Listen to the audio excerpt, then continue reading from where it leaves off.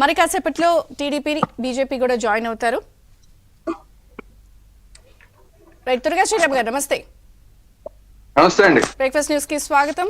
So ఏంటి, ఆంధ్రప్రదేశ్ లో ఇంకా 23 రోజులే ఉంది ఎన్నికలు. ఏం జరుగుతుంది అన్నది విపరీతంగా చర్చ. సో అధికారుల తీరుపై గానీ యంత్రాంగంపై గానీ ఏకపక్షంగా ఇంకా వ్యవహరిస్తున్నారు, పక్షపాత ధోరణన్న చర్చ వస్తుంది. మీరు ఏం చెప్తారు? మీరు మీ అభిప్రాయం ఏంటి, మీ విశ్లేషణ ఏంటి? ఆ పరిస్థితులు అయితే ఖచ్చితంగా కనబడుతున్నాయండి. ఏదో వన్ సైడెడ్ గా ఉన్నారు అధికారులు అన్న పరిస్థితి అయితే అందరికీ అనుమానం వస్తుంది. అలాగే వాటిని ప్రతిపక్షాలు కూడా అందరి మీద కూడా ఎవరెవరైతే ఈ విధంగా వ్యవహరిస్తున్నారో వాళ్ళందరి మీద కంప్లైంట్లు ఇవ్వడం జరిగింది. కాకపోతే చర్యలు ఎక్కడ అన్న దగ్గరికి వచ్చేసరికి అంతంత మాత్రంగానే చర్యలు కనబడుతున్నాయి, కానీ పూర్తి స్థాయిలో ఎవరి బాధ్యులో వాళ్ళందరి మీద చర్యలు తీసుకునే పరిస్థితులు కనిపించట్లా. ఈవెన్ ఎలక్షన్ కమిషన్ ఆయన స్టేట్ ఎలక్షన్ కమిషన్ గారేమో మేము అందరి మీద కూడా రిపోర్ట్లు తయారు చేసి సెంట్రల్ ఎలక్షన్ కి పంపించాము, అందరి దగ్గర వివరణలు తీసుకున్నాము, వాళ్ళందరి దగ్గర వివరణలు తీసుకున్న తర్వాత ఇదంతా కూడా సెంట్రల్ ఎలక్షన్ కమిషన్ పంపించాము, వాళ్ళు ఏం చెప్తే దాన్ని బట్టి చేస్తా ఉంటున్నారు. అంటే ఈయన ఏం చెప్తున్నా అంటే నా అంతటి నేను ఏ చర్యలు తీసుకోను అని చెప్తున్నారు. ఈయనకు కూడా కొన్ని అధికారాలు ఉన్నాయి కదా, ఈయన అధికారాలు మరి ఈయన ఎందుకు ఉపయోగించట్లేదు? టోటల్ గా సెంట్రల్ ఎలక్షన్ కమిషన్ ఏం చెప్తే అదే చేస్తాను అని చెప్తున్నారు. వాళ్ళే చేయాలి, వాళ్ళు వచ్చి చెప్తేనే పలానా వాళ్ళని తీసేయమని తీసేస్తాను, పలానా వాళ్ళని ఉంచమంటే ఉంచుతాను అని చెప్తున్నారండి. సో అందువల్ల సెంట్రల్ ఎలక్షన్ కమిషన్ ఎందుకని చర్యలు తీసుకోవట్లేదు ఇంకా అనేది ఆలోచించాల్సిన అంశం. సెంట్రల్ ఎలక్షన్ కమిషన్ దగ్గర అన్ని రాష్ట్రాలకి సంబంధించిన ఇలాంటి కంప్లైంట్లు అన్ని చాలా ఉంటాయి కాబట్టి వాటిని మరి తీసుకోవడంలో ఆలస్యం అవుతుందా? ఎందుకంటే ఆలస్యం అమృతం విషయం అంటారు. అందువల్ల ఇలాంటి విషయాల్లో justice delayed is justice denied. ఎందుకంటే ఈ రాష్ట్ర ప్రజలకు సంబంధించిన అంశం, ఒక రాష్ట్రానికి సంబంధించిన ప్రజలకు సంబంధించిన అంశం, వాళ్ళు ఫ్రీ అండ్ ఫెయిర్ ఎలక్షన్ చేసుకోవడానికి సంబంధించిన అంశం. ఫ్రీ అండ్ ఫెయిర్ ఎలక్షన్ జరగకపోతే రావాల్సిన ప్రభుత్వాలు రాకుండా అయిపోవచ్చు, ఎవరైతే ప్రజలు కోరుకోని ప్రభుత్వాలు రావచ్చు.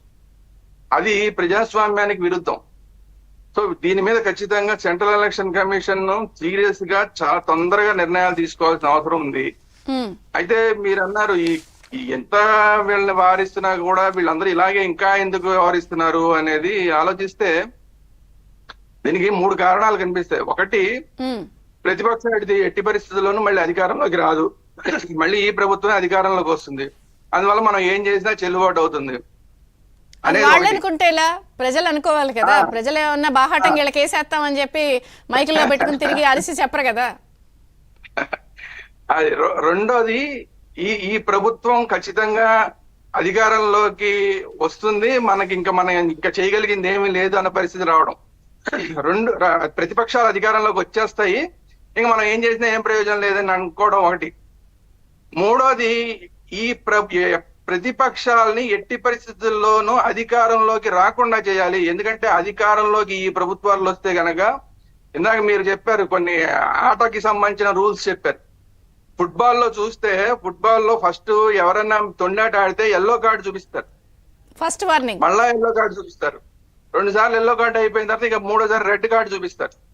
సో అందువల్ల వీళ్ళు ఎల్లో కార్డులు అన్ని అయిపోయినాయి, రెడ్ కార్డు కూడా సిద్ధంగా ఉన్నారు.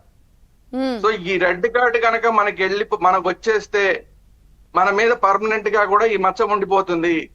అందువల్ల ఎట్టి పరిస్థితుల్లోనూ ఈ ప్రతిపక్షాలు ఏవైతే ఉన్నాయో వీటిని అధికారంలోకి రాకుండా చేస్తే కనుక మనం సేఫ్ లో ఉంటాం అని ఆఖరి నిమిషం దాకా ప్రయత్నం చేయడం, ఇది ఎక్కువ కనబడుతోంది.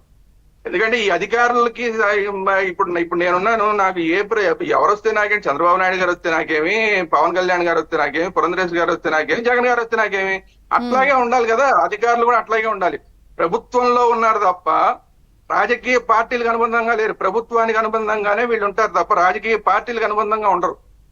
అందువల్ల ఏ ప్రభుత్వం వచ్చినా వీళ్ళకి అనవసరం, వీళ్ళ డ్యూటీ ఏదో అది మాత్రమే చేయాలి వీళ్ళు.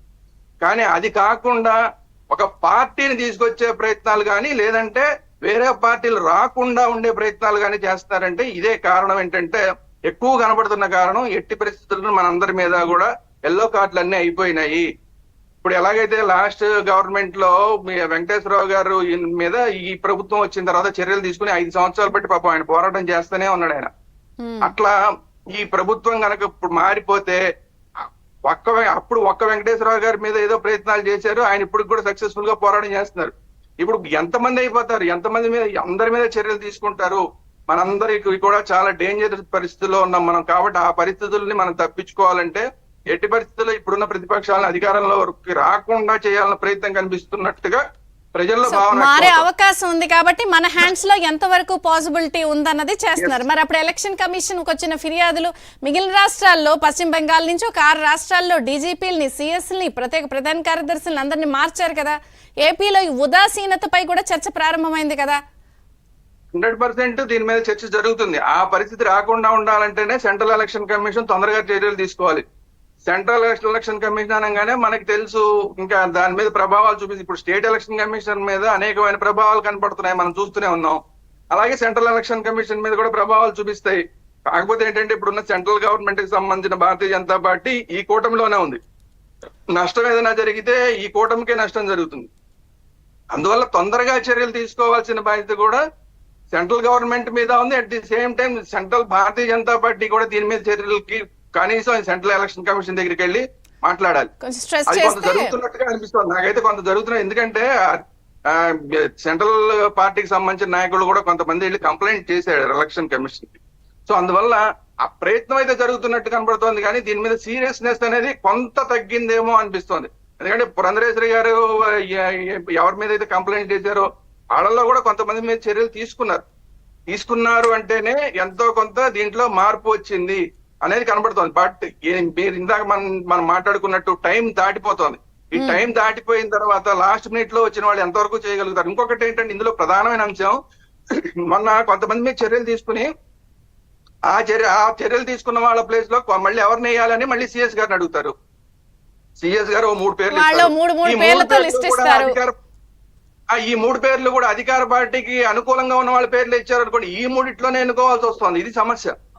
సీనియారిటీ ఒకసారి పార్టీస్ కూడా జాయిన్ అయ్యారు.